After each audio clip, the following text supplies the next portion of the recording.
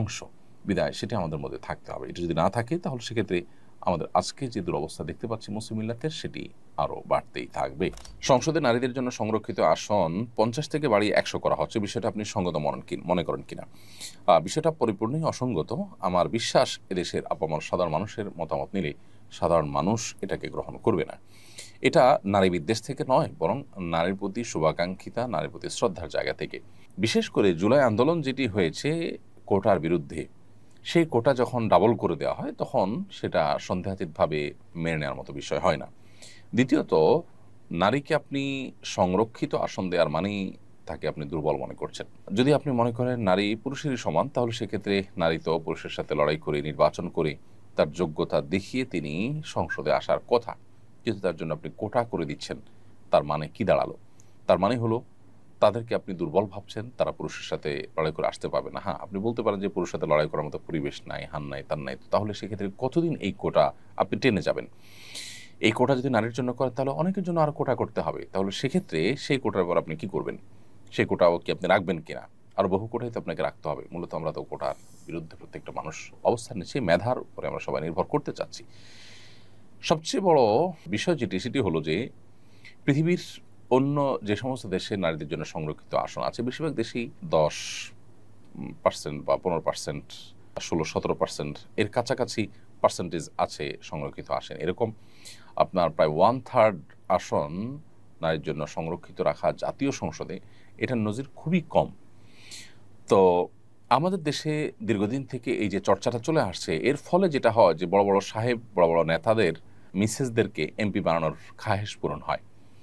যারা আসলে সেরকম ক্যাপাবল থাকেন না আইন প্রণয়ন করার ক্ষেত্রে, রাষ্ট্রকে তারা সার্ভ করার মতো তেমন কোনো যোগ্যতা তাদের থাকে না। বিগত সময়ে আমরা দেখেছি যে এই সংরক্ষিত আসনে এমপি হওয়া মহিলাদের অনেকে সংসদে কথা বলছেন, যেটা হাসির পাত্র হয়েছে, এবং একটা বক্তব্য দেওয়ার মতো যোগ্যতা, বাংলা পড়া লেখা দেখে দেখে পড়ার মতো যোগ্যতাও তাদের অনেকের ছিল না।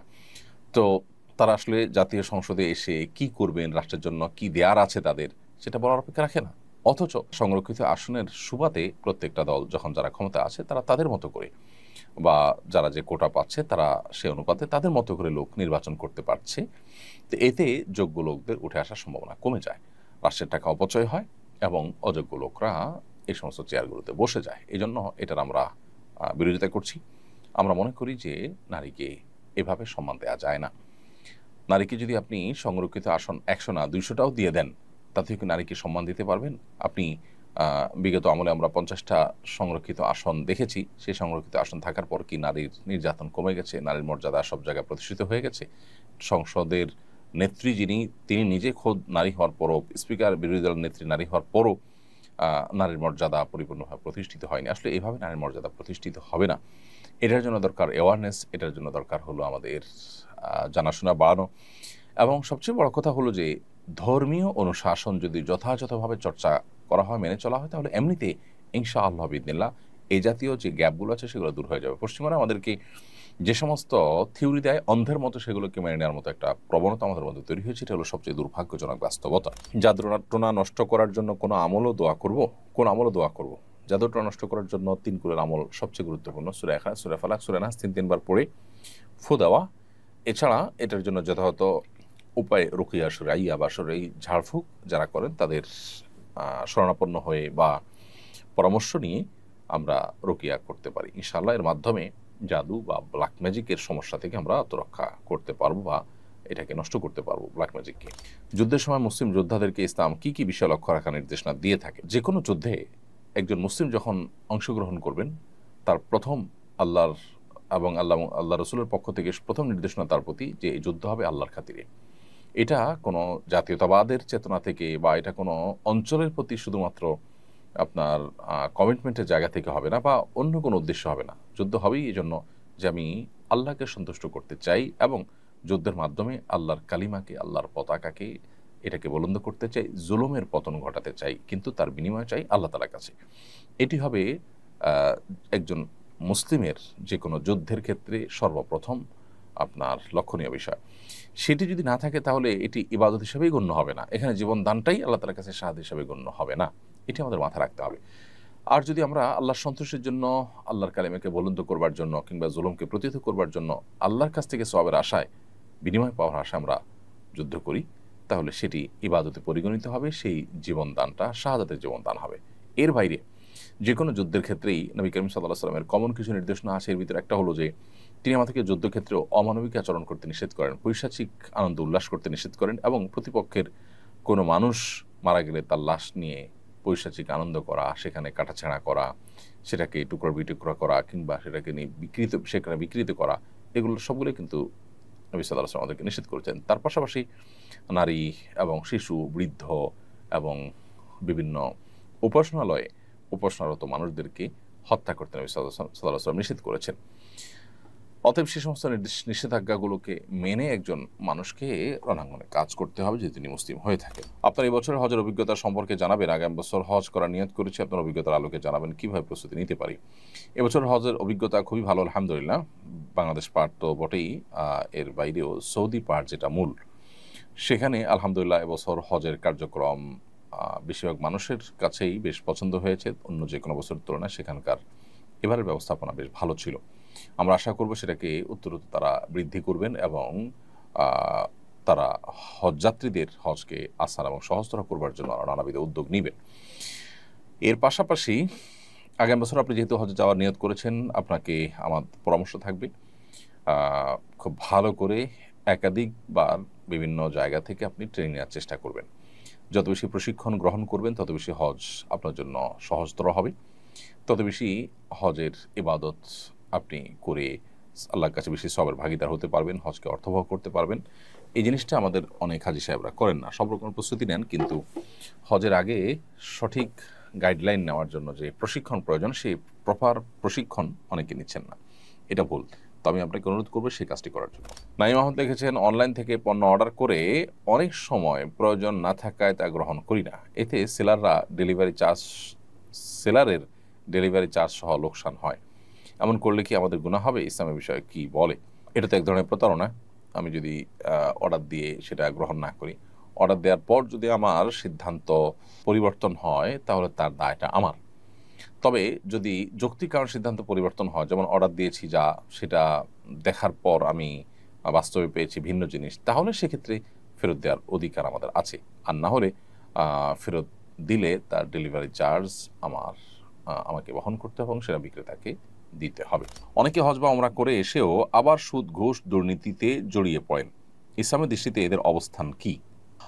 যারা হজ অথবা ওমরা করে এসেও সুদ, ঘুষ, দুর্নীতি এ সমস্ত অন্যায় এবং অপরাধ কর্মে জড়িয়ে পড়েন, তাদের হজের মাধ্যমে নিষ্পাপত্য পাওয়ার যে সুযোগ তৈরি হয়েছে, সে সুযোগটা নষ্ট করাটা হবে কোরআন কারীমের সে আয়াতের মতো, যে আয়াত আল্লাহ বলেছেন, ওয়ালা তাকুনু কাল্লাতী নাকাযাত গাজলাহা মিন বা'দি কুওয়াতিন আনকাসা। তোমার সেই নারীর মতো হয়েও না যে নারী অনেক কষ্ট করে সারাদিন রশি পাকিয়ে রশির মাথায় গিরা দিয়ে যখন পাকটাকে হেফাজত করবেন, তখন তিনি পাক ছেড়ে দিলেন, তখন তার সারাদিনের যে পাক রশি পাকিয়ে পাকিয়ে এটাকে যে রশির পর্যায়ে এনেছেন, সেটা নষ্ট হয়ে গেল। তোমরা তাদের মতো হইও না। অর্থাৎ আপনি হজ করে এসেছেন, ওমরা করে এসেছেন, আল্লাহর ঘরে গিয়ে যে নিষ্পাপত্বের যে সুযোগ, বিশেষ করে যখন কেউ হজ যথাযথভাবে করে আসে, হজ মাবরুর করে আসে, তখন সে সদ্য ভূমিষ্ঠ আর শিশুর মতো নিষ্পাপত্ব নিয়ে আসে। তো সেটা আসার পর আবার যদি অপরাধ কর্মে জড়িয়ে পড়ে মানুষ, তাহলে কেমন যেন ওই যে রশির পাক দিতে দিতে গিয়ে একেবারে মাথায় শুধু বাঁধা বাকি, ওই সময় ছেড়ে দিয়ে পাক পুরো রশিটাকে নষ্ট করার মতো হয়ে যায়। এটা খুবই দুর্ভাগ্যজনক এবং এটা আত্মঘাতী কাজ। বিধায় আমাদের উচিত হজ এবং ওমরাতে আমরা যে নূরটা অর্জন করি, সে নূরটা ধরে রাখার। এটার জন্য অবশ্য আমাদের নানাবিধ পরিশ্রম, নানাবিধ উদ্যোগ নেওয়ার দরকার, ভালো পরিবেশ, আল্লাহর কাছে দোয়া এবং হজ এবং ওমরার সেই পবিত্র মুহূর্তগুলোকে স্মরণ এবং সেগুলো দিয়ে আপনার নিয়মিত নিজেকে আপনার গাইডে রাখা, নিজেকে সঠিক পথে রাখার চেষ্টা আমাদের মধ্যে থাকা দরকার। বাকি কেউ যদি গুনাহে লিপ্ত হয়ে যায়, এর মানে এই না যে তিনি ইসলাম থেকে খারিজ হয়ে গেছেন। তার আবারও কাউন্সেলিংয়ের মাধ্যমে, তার আবারও ইমানের নূর হাসিল করার মাধ্যমে মূল জায়গায় ফিরে যাওয়ার চেষ্টা করা দরকার। আমার বাড়ির সিঁড়ি ও করিডোরে সিসিটিভি ক্যামেরা লাগিয়েছি, এটা নিরাপত্তা বিধানের সহায়ক। তবে এ নিয়ে আমি একটু দ্বিধাদ্বন্দ্বে ভুগছি। এটা প্রাইভেসি লঙ্ঘন বলে পরিগণিত হবে কি না সমাধান জানিয়ে দুশ্চিন্তামুক্ত করবেন প্লিজ। আপনার বাড়ি কিংবা অফিস আদালত এর করিডোর ইত্যাদিতে সিসি ক্যামেরা লাগানোটা মৌলিকভাবে জায়েজ আছে, কারণ এটা মানুষের প্রাইভেট কোনো জায়গা নয় যে একজন মানুষের একান্ত ব্যক্তিগত মুহূর্তে এখানে থাকে, এরকম না। এটা যেহেতু পাবলিক প্লেসের মতোই সবার চলাচলের জায়গা, বিধায় এখানে সিসি ক্যামেরা থাকাটা দর্শনীয় নয়। তবে একান্ত প্রাইভেট মুহূর্ত মানুষ যে সমস্ত জায়গাগুলোতে কাটায়, যে সমস্ত জায়গাগুলোতে মানুষের ব্যক্তিগত আপনার মুহূর্তগুলো অতিবাহিত করে, সেখানে সিসি ক্যামেরা লাগানো জায়েজ হবে না। তাহমিনা আক্তার আপনি লিখেছেন, আমার বাবা ব্যাংক থেকে লোন নিয়েছিলেন, শোধ করতে না পারায় জেলখানায় আছেন বর্তমানে। আমার প্রশ্ন হচ্ছে, ব্যাংকের লোন শোধ না করে যদি আব্বু মারা যায়, তাহলে কি লোন গ্রহণের শাস্তি আব্বুকে পেতে হবে? লোন দেওয়ার মতো অবস্থায়ও নেই তিনি, লোন প্রায় 1 কোটি টাকার মতো সব মিলিয়ে। সাধারণত শুধু লোনই হয়ে থাকে আমাদের দেশে, সচরাচর কর্মশাল ব্যাংকগুলো থেকে মানুষ লোন নেন, সুদভিত্তিক লোনই হয়ে থাকে। সুদভিত্তিক লোন যদি হয়ে থাকে তাহলে সেক্ষেত্রে এই লোন নেওয়া তো গুনাহের কথা হয়েছে, লোন নেওয়ার কারণে তিনি গুনাহগার হবেন, আবার লোন পরিশোধ না করার কারণে তিনি আরেক গুনাহগার হবেন। এবং এই দায় থেকে তাকে মুক্তির জন্য প্রথমত তিনি সুদী লোন যেটা নিয়েছেন সেটার জন্য তওবা করতে হবে যে জীবনে আর কখনো তার যত প্রয়োজনই হোক তিনি এরকম কোনো সুদের কারবার জড়াবেন না, এই মর্মে তাকে তওবা করতে হবে। তওবা করলে আশা করা যায় সেই গুনাহ আল্লাহ তাআলা তার মাফ করবেন। কিন্তু আপনার বাবার যে লোন হয়েছে ব্যাংকের প্রতি, সে লোন পরিশোধ করার চেষ্টা তার সর্বোচ্চ থাকতে হবে এবং জমি জমা স্থাবর অস্থাবর সম্পদ বিক্রি করে হলেও তার লোন দেওয়ার সর্বোচ্চ চেষ্টা করতে হবে। যদি তিনি সর্বোচ্চ চেষ্টা করেন, কোনো কারণে ফেঁসে গিয়ে থাকেন, তাহলে আশা করা যায় তিনি গুনাহগার হবেন না। তবে তার মৃত্যুর পর তার সন্তানদের উচিত হবে বাবাকে লোন মুক্ত করা, তার রেখে যাওয়া সম্পদের সব বিক্রি করে হলেও আগে লোনটা পরিশোধ করার উদ্যোগ নিতে হবে। তাহলে ইনশাআল্লাহ তার কাছে আশা করা যায় দায়মুক্ত হতে পারবেন। আমি একজন শেফ, পশ্চিমা একটি দেশে কাজ করি, আমি কি অমুসলিমদের জন্য শরীয়ত অনুমোদিত নয় এমন খাবার তৈরি করতে পারবো কি না? মূলত আপনি যেহেতু একজন শেফ, আপনি শেফ হিসাবে অমুসলিম প্রধান দেশে কাজ করতে পারেন অমুসলিমদের মধ্যে, কিন্তু আমাদেরকে মনে রাখতে হবে যে কোনো অবস্থাতেই আমরা অমুসলিম প্রধান দেশে বা মুসলিম দেশে যে কোনো জায়গায় এমন কোনো খাবার প্রস্তুত করতে পারবো না যেটা হারাম, কারণ সেক্ষেত্রে হারাম খাবার যারা খাবে তাদের প্রস্তুত করে দেওয়ার সহযোগীর ভূমিকায় থাকার গুণাটা আমাদের হবে। মিজানুর রহমান আপনি লিখেছেন, আমি প্রবাসে থাকি কিন্তু দেশে পারিবারিক জমি নিয়ে বাবার ও ভাই বোনদের সঙ্গে বিরোধ হয়েছে, আমাকে সম্পত্তি থেকে বঞ্চিত করা হয়েছে এবং বাড়ি থেকেও বের করে দেওয়া হয়েছে। এখন ইসলামের দৃষ্টিতে আমার দায়িত্ব কি, অবস্থা কি, আমি তাদের সাথে সম্পর্ক যোগাযোগ রাখতে পারি কিনা? তারা আপনার প্রতি যে জুলুম করেছে সেটা অন্যায় এবং সেই অন্যায়ের বিরুদ্ধে আপনি প্রতিকার পাওয়ার জন্য যে কোনো যথাযথ উদ্যোগ গ্রহণ করতে পারেন, সে অধিকার আপনাকে ইসলাম দিয়েছে। কিন্তু একই সাথে আপনি তাদের সাথে আত্মীয় হিসাবে মিনিমাম সম্পর্ক বজায় রাখার চেষ্টা আপনার করা দরকার। তারা আপনার প্রতি জুলুম করেছে দেখে আপনি তাদেরকে ছিন্ন করে থাকবেন, এমনটি করা উচিত নয়। কারণ বিষয়ে সহিহ বুখারীর বিখ্যাত হাদিস রয়েছে নবী করিম সাল্লাল্লাহু আলাইহি ওয়াসাল্লাম থেকে, যেটা আব্দুল্লাহ ইবনে ওমর রাদিয়াল্লাহু তাআলা বর্ণনা করেছেন, যে নবীজি আলাইহিস সালাম বলেছেন, লাইসাল ওয়াসিলু বিল মুকাফি, যে ব্যক্তি আত্মীয় হিসাবে কেউ কোনো কিছু দিলে সে সমান সমান দেয়, এই ব্যক্তি আত্মীয়তার সম্পর্ক রক্ষাকারী নয়। এটা তো বিনিময় দেওয়া, এটা তো যে কোনো মানুষের প্রতি আমরা করবো হাল জাযাউল ইহসান ইল্লাল ইহসানের উপর আমল করে, যে কেউ আমার প্রতি ইহসান করেছে আমি ইহসান করব, এটা তো সাধারণ মানুষের জন্য প্রযোজ্য। কিন্তু যারা আত্মীয় হবেন তাদের জন্য হলো আত্মীয়তার সম্পর্ক ছিন্ন করার পরিবর্তে আত্মীয় সম্পর্ক রক্ষা করা। ওয়ালাকিন্নাল ওয়াসিল আল্লাযী ইযা কুতিআত রাহিমুহু ওয়াসালাহা, মূলত আত্মীয়তার সম্পর্ক রক্ষাকারী হলো সে যে ব্যক্তি আত্মীয়তার সম্পর্ক রক্ষা করলেও সে বরং সেখানে আরও সম্পর্কটাকে জোড়া দেওয়ার চেষ্টা করে, সম্পর্কটাকে ভালো করার চেষ্টা করে, বিধায় সেই চেষ্টাটা আমাদের থাকতে হবে। আমি মাদ্রাসা চাকরি করি, পরীক্ষার সময় শিক্ষার্থীদের থেকে যে ফি নেওয়া হয় তা শিক্ষকদের মধ্যে বন্টন করা হয়, এটা জায়েজ হবে কি না? হ্যাঁ ভাই জুবায়ের, এটি জায়েজ, এটি না জায়েজ হওয়ার কোনো কারণ নাই। কারণ পরীক্ষা কেন্দ্রিক যে ব্যস্ততা আছে, শিক্ষকদের সেই ব্যস্ততা, অতিরিক্ত সময় খাতা দেখতে হয়, তাদের ডিউটির বাইরে তাদেরকে কাজ করতে হয়, সব মিলিয়ে এই সময়ের যে তাদের পরিশ্রম করতে হয়, সেই পরিশ্রমের পারিশ্রমিক হিসাবে টাকাটা নিয়ে তাদের মধ্যে বন্টন করা হয়, এটি সম্পূর্ণ জায়েজ, এটি না জায়েজ হওয়ার কোনো কারণ থাকতে পারে না। আহমেদ আইডি থেকে আপনি লিখেছেন, আমেরিকান অস্ট্রেলিয়ান পাত্র কিংবা পাত্রী বিবাহ করে ওইসব দেশে সেটেল হওয়া জায়েজ হবে কিনা?